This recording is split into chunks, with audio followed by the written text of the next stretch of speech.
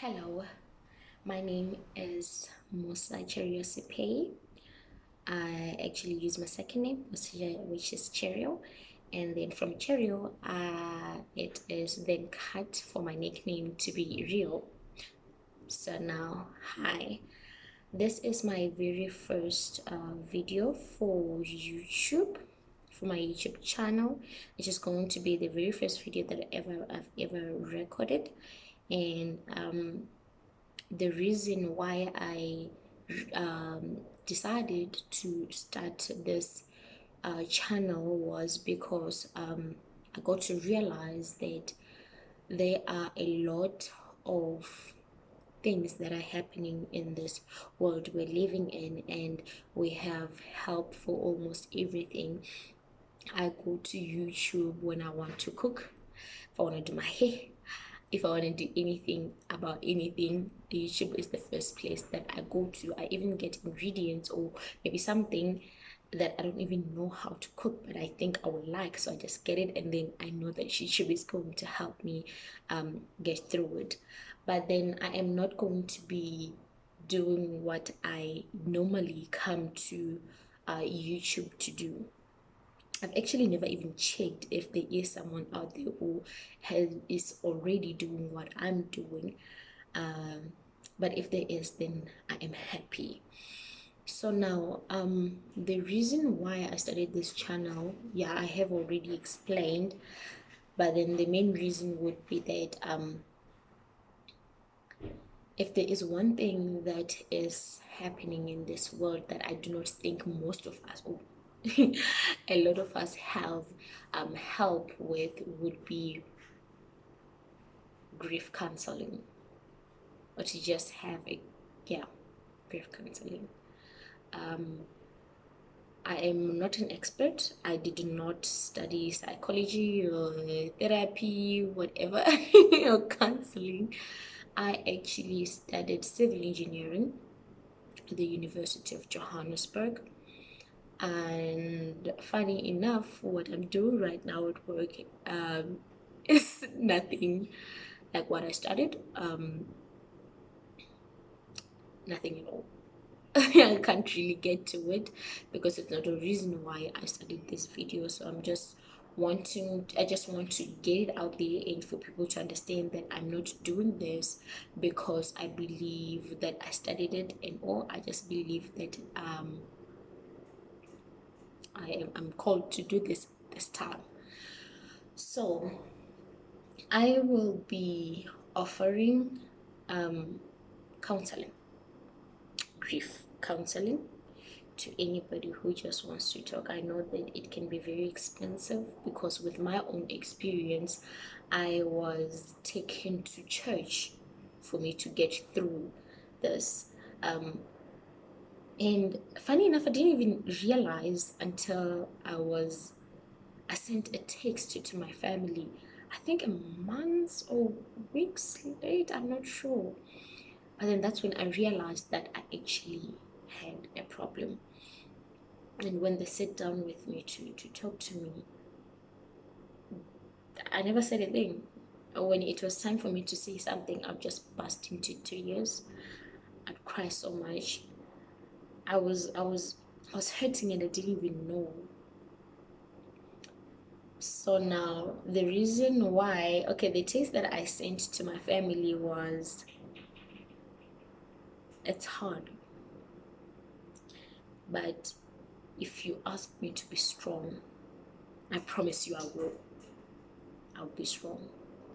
I was just saying, when I write a lot. No, I don't write a lot. Like I don't know the word. Maybe I know that it just has it's not in my head right now, but I write. I can go so deep. So now that's exactly what happened. And then my mother then decided, no, she needs counseling, and we could not afford the fancy ones. And then they took me to church, and then I had to speak to a pastor. Well, she helped, because if there is one thing that I learned from the whole experience, is to not ask a person that is grieving to be strong. Don't ask them to be strong, because they will be strong because you have asked them to be strong today, now. But it will hit them later on, and you will feel so guilty, because when you said it in the moment to be strong, it's something that everybody says, like, be strong, but nobody really understands what are you asking me to do? To not cry, to not grieve, which is very unfair. So this all then ends up to something that really just drains you down the line. And yeah, so I was grateful, and I'm still grateful to my mother for realizing that I had a problem, and it is actually contributing to what I'm starting to do today, to just offer what I can. So now I lost my father when don't want to say I was doing, because I was already dying. I was done with my exams, but it was December, the first of December 2014. On the 30th of November, I was with him. My mother was back. My parents are separated. So now I was at my father's. So now my mother is back with her sisters at her own parents' place. So now I need to go see them, right? So I get up, go to my father. He was sitting outside. I think he was alone. Yeah, I get there, he's drinking, but he laughed, I'm still lager. So when I get there, I tell him that my mother is coming back, I'm leaving, I'll see you tomorrow. Fine, I hugged him. Fine. And then when I was about to leave, my father was like, please go ask your grandmother to just prepare some water and some salt, my leg is hurting. It was a normal thing that we would do. So now, fine. I go to my grandmother, I tell her what my father has asked me to come and ask from her. And then fine, that happens. And then I leave, right? Get to my mother's place, everybody is happy, my family is back, I had missed them. So that is the 30th of November. It was a Sunday. Fine. Then it's a Sunday. We had my uncle over. My uncle was sick. Then this uncle is my grandmother's brother, so he's my great uncle, I think so. So now he was sick. My grandmother was looking after him. So I at my mother's, and then in the morning my phone was on silent. So in the morning my mother comes, she wakes me up, she's like, your grandmother has asked that you come home. I was so upset, because I'm like, I'm always with these people, why are you calling me back now? And you know that I'm with my family, I've missed them and all. But then they've called me, and I have to look after my uncle. So I got up. Okay, they told me that they've had to rush my father to hospital because he wasn't feeling okay. His leg was really hurting throughout the night. Fine. I get ready. I go home. I get there, and I'm starting to clean. When I get to my room, my bed, I did show that someone was sleeping on it. Not really sleeping, because the bedding was still okay, but then you could see that someone was lying there. My father's pants are there, and they have blood on them. I'm like, okay. I go check up on my uncle. He's okay. I give him whatever he needs. Then I start cleaning. And then it's getting to the afternoon. I think it is around 2 p.m. And then my grandmother comes back. When she comes back, she tells me, she's like, your father is struggling, he is not okay, he can't even turn on the bed, he's really in pain. In my head, I'm like, why are you telling me this?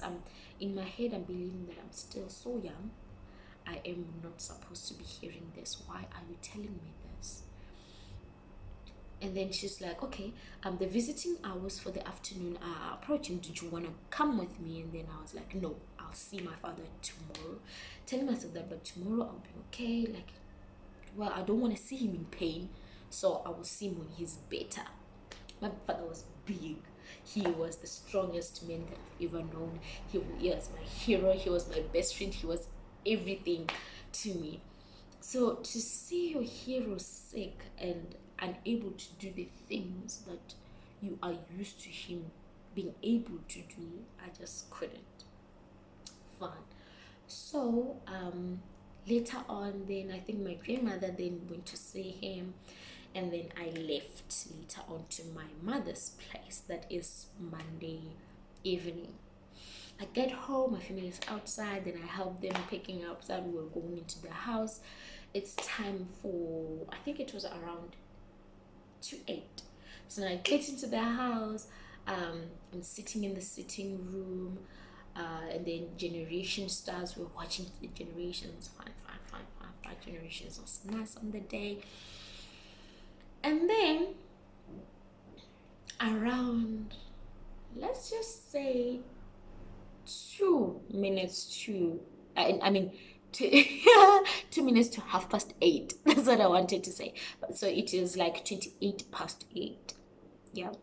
My grandmother then gets a call. My grandmother, who is my mother's mother, she gets a call. She's in the other room. In there, we're in the sitting room. She gets a call, and then she is like, "Oh, Mia Joe." Mia Joe meaning Joe's mother, like Mama Joe, something, because my father's nickname was Joe. They, right in that moment, I felt it. I knew that my father is gone. Sorry, my father was gone. I literally felt something come out of me, and I knew it was it. I couldn't. I screamed. I couldn't believe it. So I rushed to my phone. I called him. He did not pick up. He didn't. He did not pick up, and I called. I didn't pick up at all. So now I started crying, and then my mother comes to me. She hugged me so tight I couldn't even breathe.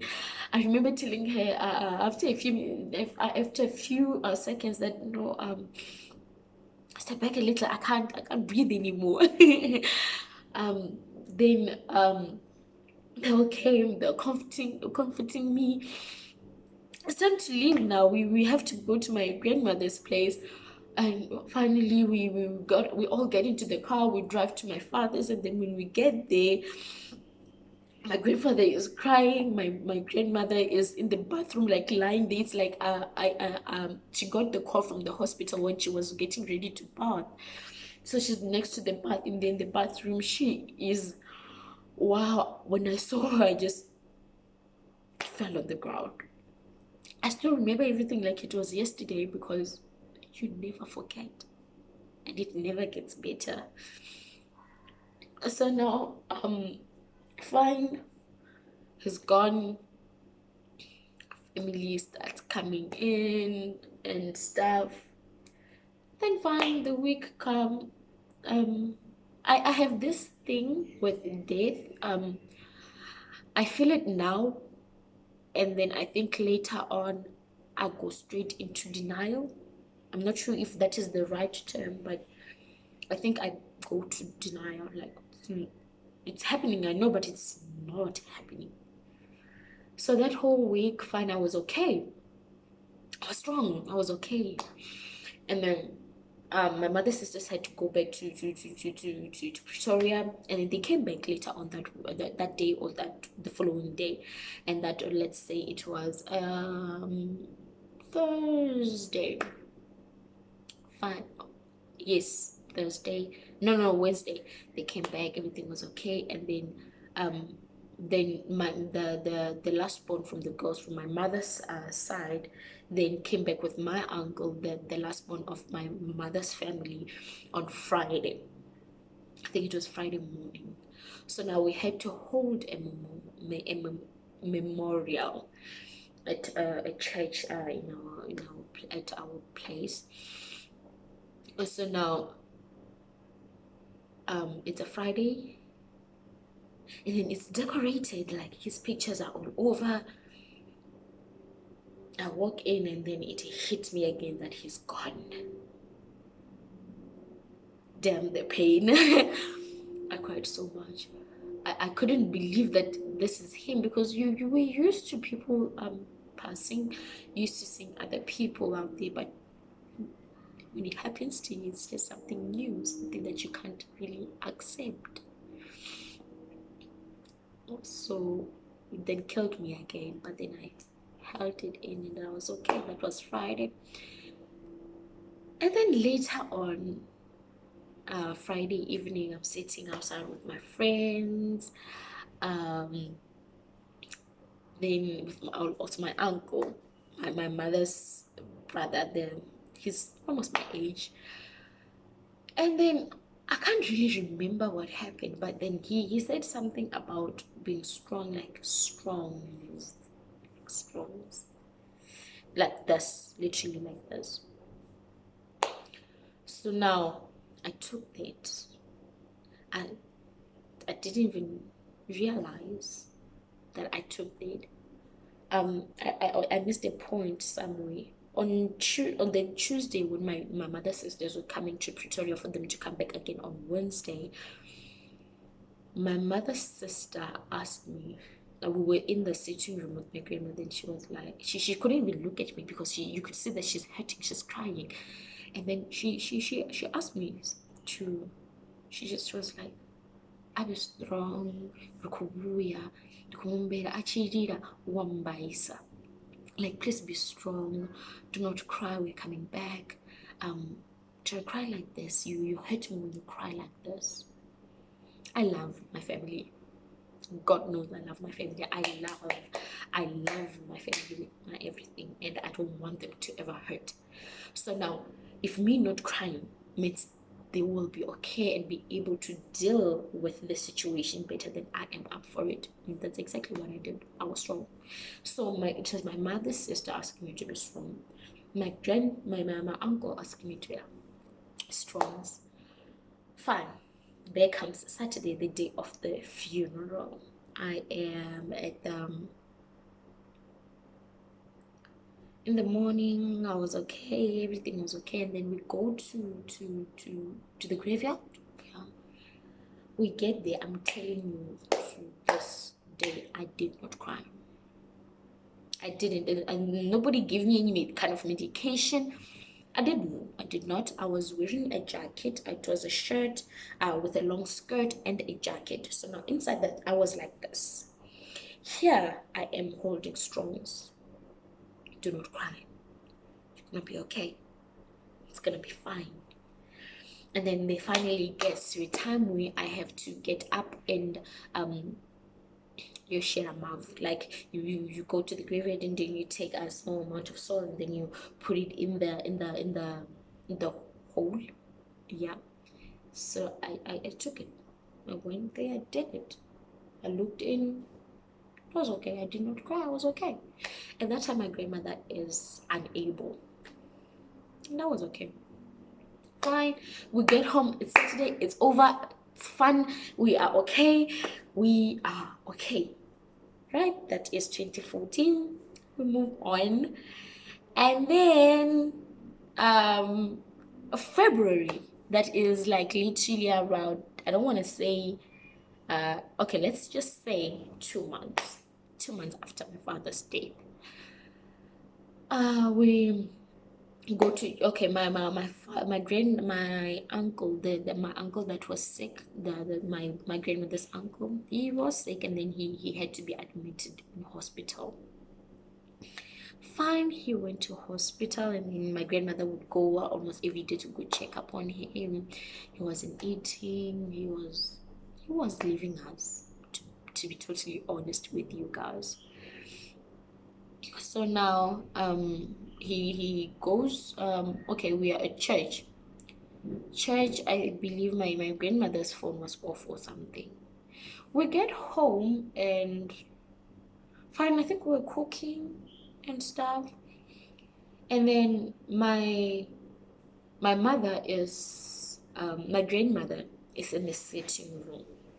So as she's in the sitting room, I think I hear my pastor coming in. The pastor that we were with at church, like, comes in, and then no. My grandmother, I think, had invited our pastor to go with her to see her uncle later on that Sunday. Then fine, she's getting ready, like she's all fussy, like, okay, let me finish up, we'll be leaving now. But then they're trying to like tell her no. Then she like starts putting two and two together, like, you guys are here because we need to go, but then you look so relaxed, like we need to leave. And then I just heard her scream, and there again I knew that my uncle was gone. That is literally 2 months after my grandmother loses her only son. I died again. To be totally honest with you, I felt her pain. That is her only brother, her only brother in the whole world. My father is her only son, her only child. I couldn't. That's why I respect that woman so much. She has been through it all.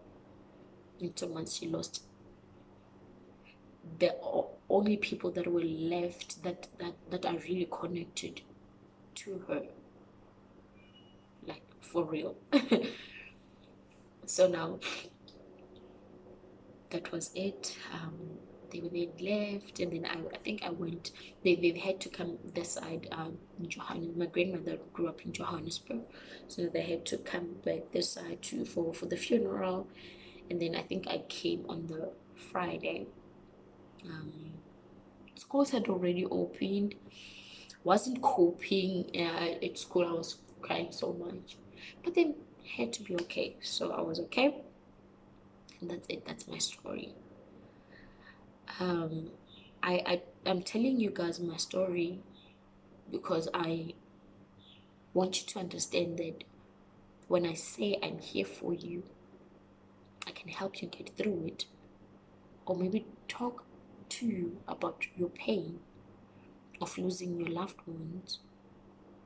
It's something that I know. I felt it, I know it. So now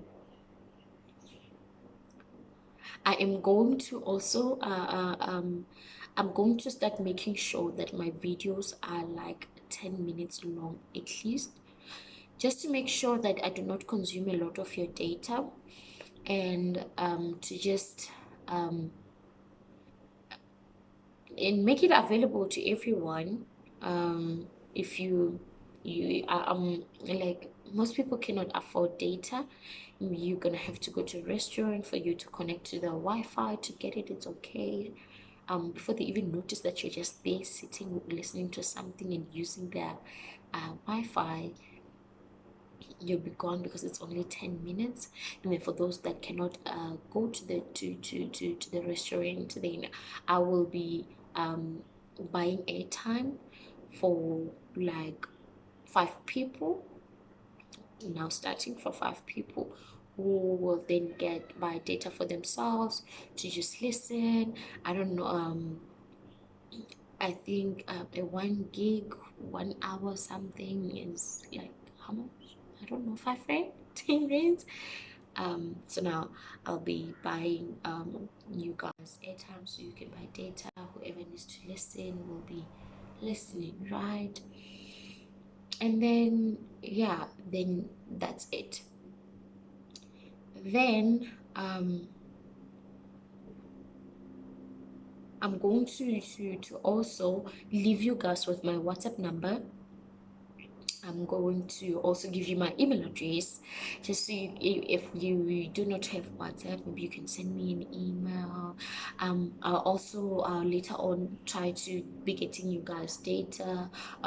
Maybe after watching the video and you still have some data and you still just want to be talking to me, we can video call. Can talk about everything. Everything is just I'm not saying that I don't want you guys to subscribe, but then if you want to listen every day, you can. If you do not want to, it's okay. I just want to help just two people get through the pain of losing their loved one, because I know it's so painful. And I talk a lot. I am so straightforward. I I can help you get through this the way I did. I just want to offer what most people cannot afford. Cannot afford to. We cannot all afford to go through this fancy professional counseling. So 10 minutes every Friday. If you do not have data, you can send me a WhatsApp. Then I'll be choosing 5 people every Friday to get them data. Time to get data, and just I will be very happy if I can just help 2 people in this whole world to get through this, and to believe that you can actually you can do this. Sometimes after losing a loved one, you feel like this is it, I'm done, there's nothing for me on this earth left for me, but there still is. You'll get through it. I believe that death is just a way of showing, because sometimes in life we feel that we need our parents, our boyfriend, okay, our spouses, our friends. But I believe that death is one way of showing us that you don't need people. It is just so nice to have them in your life, but you can make it without them. And at some moments it feels like it's impossible to be okay, to get through it. But you'll get through it, and you're gonna be okay. You guys can ask me anything you want me to advise on. After 2015 is when my uncle, my grandmother's brother passed. And then there's still more people that did pass, but then there are a lot of methods that I used to make sure that I never feel the pain that I felt when my father passed. One of which would be drifting myself away from my family, as a way to make sure that I never hurt as much as I did when my father passed, because me and my father were so close. And I felt that if I disconnect from my family, if anything happens to any of them, I will hurt, but I won't hurt as much as I did when I lost my father. So we'll be talking about a lot of things. Just tell me what you want to talk about, and then I will be here every Friday to give you guys advice on how to get through losing your loved ones. I personally love you, and I believe you can get through this. I believe that you can do it. I believe that you just want someone who will help you get through it, someone who will maybe listen to what you've got to say, and the responsibilities that we get to carry after losing a loved one. My father was the person that we all go to if we want something. He's there. And now I have taken his position at home. I need to ensure that my grandparents are okay. I've had to ensure that I'm okay. So now it is a lot that comes with losing a loved one. It is not just about them living gone by. No, a lot of burden, a lot of responsibilities, and I just want to continue to talk to you guys. My video is not that fancy, and I believe it will just stay like this until I can afford something better. Right now I'm just using my phone, no edits, no nothing. I'm just gonna be as natural as I can be. I'm gonna be as natural as the pains that we're living with every day of our lives. this is a 30 minutes long video. I hope you come back next on Friday to listen to more. Thank you.